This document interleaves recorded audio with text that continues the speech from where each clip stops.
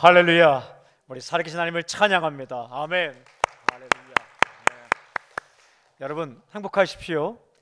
성령 충만하십시오. 아멘.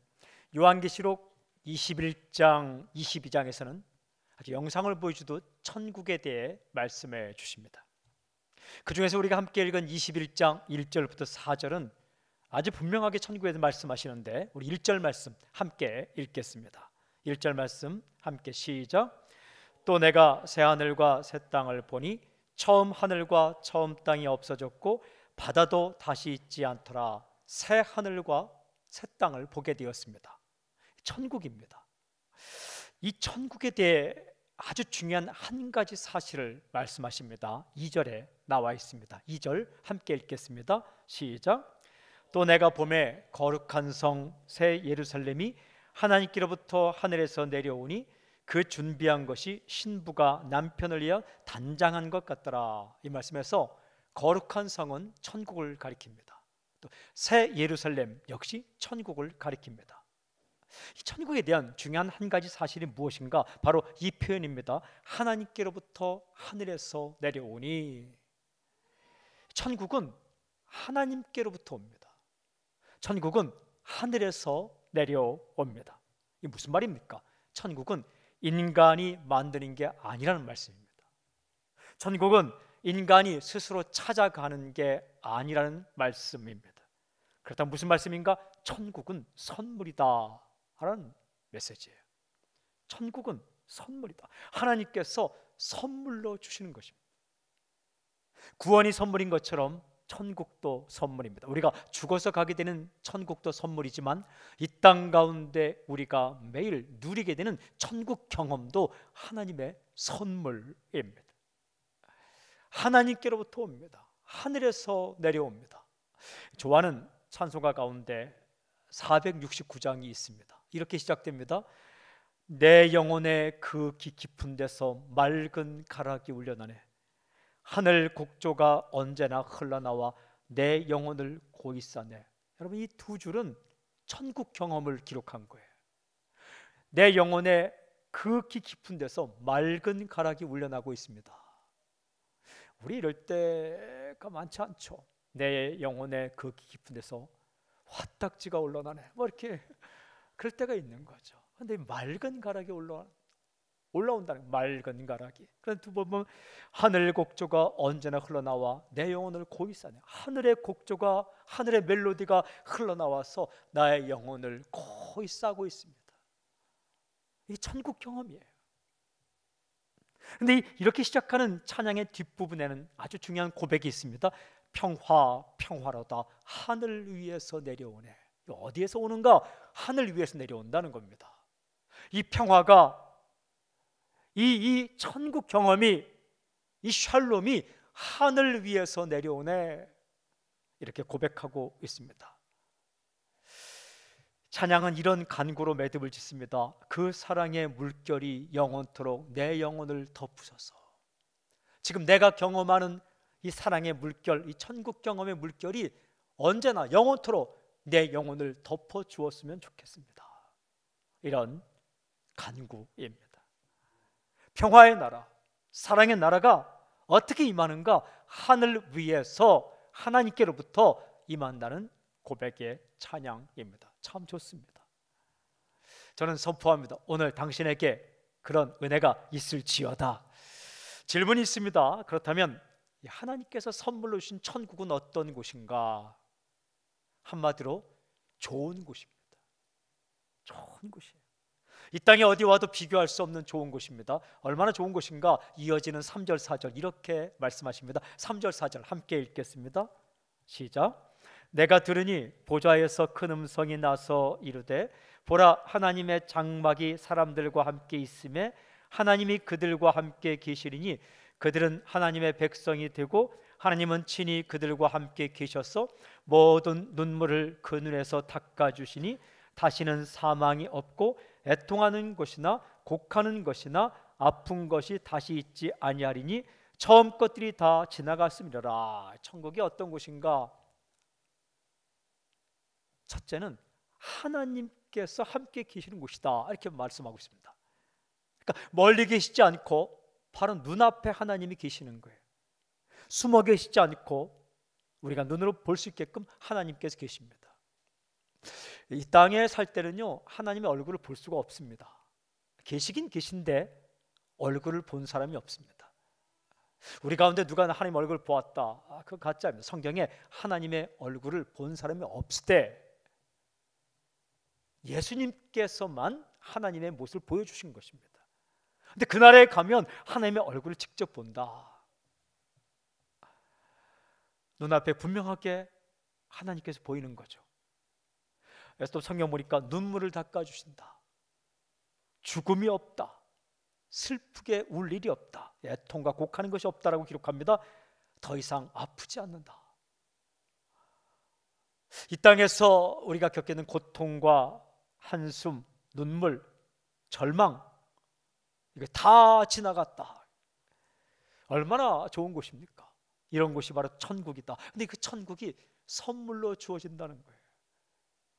우리가 가게 될 천국이 이렇게 아름다운 곳인데 이 땅 가운데 이런 천국 경험을 하게 된다는 거죠. 요한계시록을 다시 다 읽어보면 지금 이 기록된 계시록 21장 3절 4절과 아주 유사한 본문이 7장에 나옵니다. 7장 17절인데 이렇게 기록되어 있어요. 이는 보좌 가운데에 계신 어린 양이 그들의 목자가 되사 생명수 샘으로 인도하시고 하나님께서 그들의 눈에서 모든 눈물을 씻어 주실 것입니다. 보좌 가운데 계신 예수님께서 목자가 되신다. 허접한 인간이 아니고 예수님께서 목자가 되셔서 어떻게 중요한 행동이 그림처럼 펼쳐집니다. 생명수 샘으로 인도하시고 살리는 물, 회복시키는 물, 그 생명의 샘물로, 사람을 일으키는 샘물로 예수님께서 인도하고 계시다. 그리고 이 행동이 이어집니다. 그들의 눈에서 모든 눈물을 씻어 주실 것입니다. 이 요한계시록 7장 17절 읽어보면 인간 존재를 딱 두 가지로 정의합니다. 인간은 목마르다, 인간은 눈물을 흘린다라는 거예요. 존재는 목마르다, 존재는 눈물을 흘린다. 이 문제를 해결해 주신다는 거예요. 예수님께서 목마른 인간을 생명생물로 인도하셔서 마시고 힘을 얻게 하시고 살아나게 하시고 그리고 흘리는 눈물을 닦아주신다라고 보여주고 있습니다. 사람은요, 목이 말라요. 돈에 물을 마셔도 목이 마르고, 권력의 물을 마셔도 물이 마르고, 인기의 강물을 마셔도 계속 물이 마릅니다. 목이 마릅니다. 그 목마른 그 영혼을 누가 채워주시는가? 예수님께서 채우신다는 거죠. 사람은 눈물이 있어요. 모든 눈물을 씻어주신다. 어떤 사람은 엉엉 울어요. 어떤 사람은 남몰래 웁니다. 자녀가 모르는 부모의 눈물이 있습니다. 부모가 모르는 자녀의 눈물이 있습니다. 혹시 여러분 아이를 키울 때에 이렇게 말하지 마십시오. 네가 울 일이 뭐가 있어? 울 일이 있습니다. 눈물이 있어요. 여러분, 눈물이라고는 절대로 흘릴 이유가 없는 것처럼 보이는 사람의 인생에도 홀로 흘리는 눈물이 있습니다. 그 눈물을 다 닦아주신다는 거예요. 이런 천국을 하나님께서는 이 땅 가운데 사는 우리가 맛볼 수 있게 해주십니다. 이게 선물이라는 거예요. 이게 선물이라는 거예요. 이 회복과 이 위로를 인간이 만들어낼 수 없다는 겁니다. 하늘로부터, 하나님께로부터 선물처럼 내려온다는 것이죠. 어떤 모습으로? 우리가 읽은 요한계시록 21장에 보면 결혼식 날 신랑 앞에 단장한 신부의 모습처럼 내려온다라고 기록하고 있습니다. 울고 있는 사람에게 그 눈물 닦아주는 천국 경험이, 목마른 사람에게 그 목마름을 해결해주는 그 만족함이 선물처럼 내려온다라고 기록하고 있습니다. 여러분, 아주 중요한 질문이 있어요. 천국이 하나님의 선물이라면 천국은 어떤 사람에게 선물로 주어지는가? 도대체 어떤 사람에게 선물로 주어지는가? 해답은 우리가 읽은 21장 3절에 있어요. 하나님의 백성입니다. 하나님의 백성에게 이 천국이 하나님께로 내려온다라고 기록하고 있어요. 예수 믿은 사람입니다. 예수님의 십자가의 피로 죄 용서 받은 사람입니다. 계시록에 따르면 흰옷 입은 사람입니다. 모든 죄가 씻었음을 표하는 흰옷 입은 사람들에게 이 천국이 임한다라고 기록하고 있습니다. 더 깊은 질문이 있어요. 도대체 이 하나님의 백성의 특징이 무엇인가? 천국을 경험하게 되는 하나님의 백성의 특징이 무엇인가? 실력은 좋은 겁니다. 그러나 실력만이 하나님 백성의 특징은 아닙니다. 건강 나쁜 거 아닙니다. 그러나 건강하다는 것이 하나님의 백성의 특징이 아니에요. 그럼 아픈 사람은 하나님 백성이 아니게요? 아플 수도 있고 건강할 수도 있는 거죠. 완전함이 하나님의 백성의 특징이라면 이 땅 가운데 그 누구도 하나님의 백성이 될 수 없습니다. 완전한 사람 없거든요. 다 불완전한 거죠. 도대체 하나님의 백성의 특징이 무엇인가? 천국을 경험하는, 눈물 닦아주고 목마른 자에게 마실 것을 주고 이런 천국을 경험케 되는 천국 백성, 하나님의 백성, 하늘 백성의 특징이 무엇인가? 그 태도가 무엇인가? 예수님의 말씀에 집중할 필요가 있습니다. 예수님께서 하신 말씀을 읽어오면 이 천국 백성의 특징을 분명히 말씀하신 곳이 나옵니다. 특별히 마태, 마가, 누가, 요한복음 가운데 마태복음에 기록되어 있어요. 첫째는 마태복음 5장, 6장, 7장인 산상보훈, 산 위에서 말씀하신 보배로운 말씀, 혹은 산상수훈, 산 위에서 말씀하신 수, 빼어난 말씀인데 그 5장, 6장, 7장을 시작하는 제일 처음 말씀이 팔복인데 팔복의 첫 선포가 이렇습니다. 마태복음 5장 3절, 심령이 가난한 자는 복이 있나니 천국이 그들의 것이며. 이 말씀 보면 하나님은 어떤 사람에게 천국을 주시는가? 심령이 가난한 자, 천국이 저희 것입니다. 천국에 가게 될 뿐만 아니라 천국을 경험하게 될 것이다 라고 예수님께서 말씀하셨습니다. 심령이 가난하다, 마음이 가난하다, 호이프토코이토 푸뉴마티, 이 헬라어 이 말은 도대체 어떤 사람일까? 한마디로 말씀드리면 하나님 앞에 엎드리는 사람을 가리킵니다. 가난하다라는 것은 빈털터리가 되었다라는 겁니다. 완전히 비워져서 내세울 것이 없는 상태, 그 태도를 가리킵니다. 완전히 엎어지고 엎드려서 자기 것을 내세우지 않는 태도를 가난하다, 마음이 가난하다라고 표현하고 이렇게 고백하는 겁니다. 나는 아무것도 아닙니다. 하나님만 바라봅니다 라고 고백하는 거예요. 나는 아무것도 아닙니다. 전적인 무능을 고백하고 하나님만 바라봅니다. 전적으로 하나님을 신뢰하는 태도. 이게 심령이 가난한 사람이에요. 이 사람에게 천국이 임한다는 거예요. 예수님의 약속입니다. 완벽한 사람에게 하늘나라의 경험이 임하는 게 아니라 가난한 마음, 그 마음에 천국이 임합니다. 교만한 사람에게 천국이 임하는 것이 아니라 겸손한 사람에게 천국이 임합니다. 이 예수님의 말씀을 동일한 태도를 말씀하는데 정반대되는 듯한 표현을 쓴 적이 있습니다. 아주 강렬한 표현이기 때문에 한번 들으면 잊을 수 없는 말씀인데 마태복음 11장 12절 말씀이에요. 마태복음 11장 12절 이런 말씀이 있습니다. 우리 함께 읽어볼까요? 시작. 세례 요한이 때부터 지금까지 천국은 침노를 당하나니 침노하는 자는 빼앗느니라.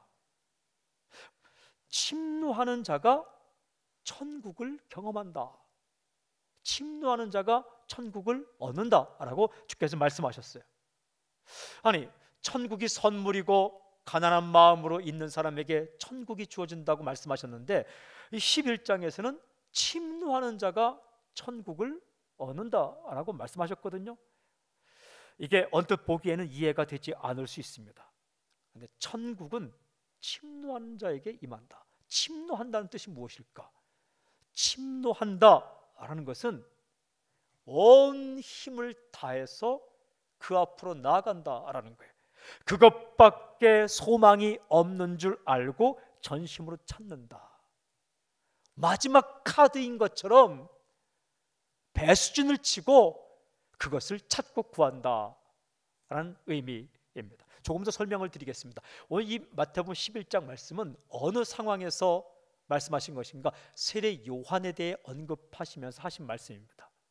11장 12절 앞부분 읽으면 세례 요한에 대한 예수님 말씀이 나옵니다. 첫째는 세례 요한은 여인이 낳은 사람 가운데 가장 위대하다라고 주께서 인정하셨습니다. 그러니까 모세보다 더 낫고 엘리야보다 나은 사람이 세례 요한이다.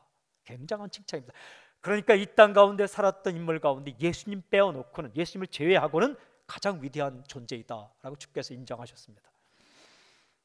또 이런 말씀하셨어요. 바로 앞에 보면 그러나 천국에서는 아무리 작은 자라도 세례 요한보다 낫다, 위대하다라고 말씀하셨어요. 예수님을 믿고 믿음의 사람이 세례 요한만큼 혹은 세례 요한보다 위대하다라고 주께서 말씀하셨어요. 그러시면서 하신 말씀이 세례 요한의 때부터 지금까지는 천국은 침노하는 자의 것이다 라고 하신 말씀이죠. 천국을 침노한다? 이것을 이해하기 위해서는 세례 요한의 인생 태도를 알아볼 필요가 있습니다. 세례 요한을 언급하면서 침노한다는 단어를 썼기 때문에 그렇습니다. 여러분, 세례 요한의 삶을 묵상하면 알 수 있는 게 있어요. 세례 요한은 처음부터 끝까지 오직 천국만을 전파했습니다. 그의 전파 메시지는 딱 하나입니다. 회개하라, 천국이 가까이 왔느니라. 하나님께 돌아오라, 회개하라, 천국이 가까이 왔느니라. 그러니까 평생토록 이 메시지 전파했어요. 그리고요, 이 사람은 예수님께서 나오실 때 이렇게 말했어요. 그는 흥하여야 하겠고 나는 망하여야 하리, 쇠하여야 하리라. 이게 무슨 말입니까? 나는 내가 높아지는 것 관심 없다는 거예요. 내가 잘 되는 것, 그것보다 천국을 누가 더 잘 소개하고 천국으로 누가 이끄는가, 여기에 관심이 있다는 거예요. 예수님, 그분이 오시니까 나는 그 길을 예비하는 자이고 나는 이제 쇠하여 물러나고 자리를 물러나고 예수님께서 이 일을 감당해야 될 것이다. 그러니까 나에게 관심 있는 것이 아니라 오직 천국 복음에 관심 있는 사람이었죠. 뭐 먹고 살았습니까? 석청과 메뚜기 먹고 살았습니다. 그러니까 아주 심플하게 살았다는 거예요. 뭐 입고 살았습니까? 약대, 낙타 털옷 입고 살았습니다. 오늘날에야 비싼 거지 그 당시에는 그냥 없는 사람이 입는 옷이에요. 그러니까 입는 것, 먹는 것, 내 자리, 내 위치, 여기에 그렇게 많은 신경을 쓰지 않고 오직 회개와 천국, 여기에 관심을 집중했다는 것이죠. 욕심을 부리지 않았습니다. 위치 탐내지 않았습니다. 그냥 천국이 전파되면 그것을 만족한다 라고 생각했습니다. 오로지 천국의 모든 생각이 사로잡힌 사람이었습니다. 이 태도를 침노한다라고 말하는 겁니다. Forcefully advance the kingdom of heaven, 이렇게 영어로 되어 있는데 잘 번역했어요. 모든 전력, 모든 힘, 모든 에너지, 모든 생각을 다해서 천국 앞으로 나아갔다 라고 말씀하고 있습니다. 이게 침노한다는 거예요. 오직 그 생각하는 거예요. 오직 그것을 바라보는 겁니다. 사모한다, 생각한다, 원한다, 기다린다. 기다리고 원하고 사모하고 생각하고 초점 맞추고, 이것이 침노하는 사람의 태도입니다. 이런 사람에게 하나님의 나라 경험이 임한다는 거예요. 이 단어와 아주 유사한 단어를 구약에서 사용하고 있는데 시편 42편 1절입니다. 이렇게 기록되어 있어요. 하나님이여, 사슴이 시냇물을 찾기에 갈급함 같이 내 영혼이 주를 찾기에 갈급하니이다. 찾으며 갈급하다, 이게 침노한다는 단어와 유사한 단어입니다. 사슴은 열이 많은 동물이에요. 그래서 열이 오르면 참을 수가 없습니다. 죽게 됩니다. 사슴은 열이 높아지면 죽어요. 이 포수들이, 또 사냥꾼들이 이걸 알기 때문에 사슴을 잡을 때는 어떻게 하는가? 일단 사슴 몰이를 합니다. 사슴을 몰아붙이죠. 사슴이 도망가지 않습니까? 도망가다 보면, 뛰어가다 보면 몸에 열이 생기죠. 자기가 죽을 것을 감지한 사슴은 어떻게 합니까? 물을 마실 것을 찾아요. 시냇물을 찾습니다. 연못을 찾습니다. 포수들, 사슴을 잡을 마지막 그 화살을 날리고 총포를 날릴 포수들은 어디에서 기다리는가? 시냇물에서 기다립니다. 왜? 사슴은 반드시 그 시냇물로 올 것이기 때문에. 근데 이 사슴이 포수들이, 사냥꾼들이 시냇물에서 기다리는 걸 알면서도 물가로 가는 거예요. 목숨 걸고 가는 겁니다. 목숨을 걸고 가는 거예요. 헐떡이며 그 시냇물을 찾아가는 겁니다. 사슴이 시냇물을 찾기에 갈급한 같이 나는 하나님을 찾기에 갈급하니이다. 이 태도가 침노한다라고 번역된 똑같은 태도입니다. 무슨 뜻입니까? 그가 아니면 안 됩니다. 그가 아니면 나는 죽습니다. 오직 그것만 바라봅니다 라고 엎드린 태도를 가리키는 거죠. 이 사람에게 천국이 임합니다. 심령이 가난한 사람, 오직 이것밖에 없습니다라는 마음으로 주 앞에 엎드리는 사람, 헐떡이며 주를 바라보는 사람, 기다리고 원하고 생각하고 갈망하는 사람, 이 사람이 하나님의 백성입니다. 완전하고 실수 안 하고 대단한 사람이 하나님의 백성의 특징이 아니라 그저 주의 은혜를 바라보며 엎드리는 사람, 이 사람이 하나님의 백성이며 그 하나님의 백성에게 하늘로부터, 하나님으로부터 하나님의 나라가 임한다라고 말씀하시죠. 여러분, 주님께서 우리에게 가르친 기도가 무엇입니까? 주기도 아닙니까? 주기도 가운데 이런 기도가 있습니다. 마태복음 6장 10절에 나라가 임하시오며, 나라, your kingdom, 하나님의 나라가 내게 임하게 해주십시오라는 기도를 하라는 거예요. 하나님의 나라, 그 천국이 내 마음 가운데, 내 가정 가운데, 내 교회 가운데, 이 민족 가운데 임하게 해주십시오, 간구하라는 겁니다. 그에게 어떻게? 내가 만들지 않은 하나님의 나라가 임하는 거죠. 깨어지고 부서지고 길이 보이지 않고 답답하며 해결책이 보이지 않는 상황 가운데 있을지라도 하나님의 나라가 임하기를 원하며 엎드리고 가난한 마음으로 간구하는 자에게 하나님께서 어떻게 선물로 주신다는 게, 결혼식 날 단장한 신부처럼 아름다운 하나님의 나라가 목마른 자에게 물을 마시게 하고 울고 있는 자의 눈물을 닦아주는 그 하나님의 나라가 그 사람에게 임하는 거죠. 이 영혼의 심령 깊숙한 곳에 맑은 가락이 울려나고 하늘 곡조가 울려나서 다시 영혼을 감싸는, 하늘로부터 평화가 임하고 소망이 임하며 용기가 임하며 기쁨이 임하는 놀라운 천국 경험, 그 경험이 그 백성에게 임하게 됩니다. 사랑하는 여러분, 마음 답답한 사람 있습니까? 하나님 앞에 엎드리십시오. 울고 있는 사람 있습니까? 하나님 앞에 엎드리십시오. 꽉 막힌 벽 앞에 선 것처럼 갈 길이 보이지 않아 방황하는, 당황스러운 사람이 있습니까? 하나님 앞에 엎드리십시오. 하나님께서 천국을 선물로 주실 것입니다. 하나님께서 당신에게 하나님 나라를 경험하게 하실 것입니다. 약속입니다. 내 능력 아닙니다. 내 실력 아닙니다. 내 조건 아닙니다. 우리가 만드는 거 아닙니다. 우리가 찾아가는 거 아닙니다. 주 앞에 엎드릴 때 선물로 하나님께로부터, 하늘로부터 내려옵니다. 그 천국이 오늘, 그 하나님 나라의 경험이 오늘 눈물이 닦아지고 목마른 그 갈증나는 당신의 영혼에 만족해 되는 그 놀라운 하늘 경험이 오늘 당신의 인생 가운데 일어나길 주님을 선포합니다. 가정 가운데 임하기를 선포합니다. 특별히 중요한 회의를 앞두고 있는 이 민족의 역사 가운데 하나님의 역사로 말미암아 놀라운 사건이 일어나기를 주님을 선포합니다.